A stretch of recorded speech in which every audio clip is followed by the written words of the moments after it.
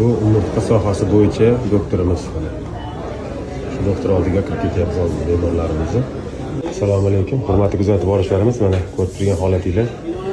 Biz hozir umurtqa sohasiga qo'yilgan mana implantlar bo'yicha bemorimizni olib kirdik. Bu operatsiya oldin O'zbekistonda qilingan ekan. Lekin noto'g'ri qo'yilgan sababli kamdan mana bemorimiz og'riqlar bo'layotganligi uchun Hindistonga kelib mana doktorga ko'rsatyapmiz. Bu Akash klinikasida. Albatta doktorimiz ko'rib o'sha ma'lum bir sohalarda noto'g'ri qo'yilgan joylari borligini aytib bizga shu joylar noto'g'ri qo'yilgan umurtqalarni boshqatdan qo'yish kerak, umurtqaga qo'yilgan implantlarni boshqatdan qilish kerak deb hozir bizga tushuntirish berib o'tdilar. Inshaalloh duoda bo'lib turasizlar. Xudo xolasa shu akamizga ham Alloh dardlariga shifo berib, sog' salomat ketsinlar. Inshaalloh duoda bo'lib turinglar. Xalqimizdan duo kutishni so'rab qolamiz. Alloh dardlariga shifo berib, sog' salomat qaytib ketsinlar.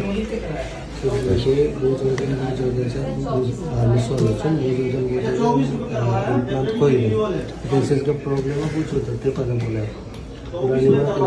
Noto'g'ri qo'yilgan implantga bu joygacha implant qo'yilgan. Lekin umuman shunda aytyaptilar, juda katta implant qachon qo'yamiz, shunda qo'ymaymiz.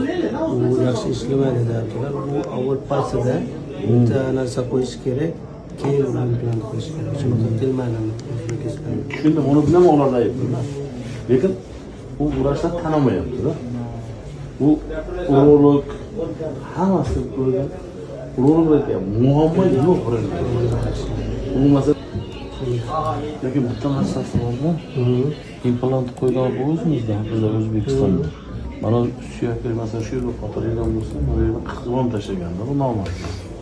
Ular hamma narsa to'g'ri. Ular qilgan. Ular to'g'ri ish qilgan ular. Uni o'zi bilaman. Uni hamma narsasini o'ymaydi to'g'ri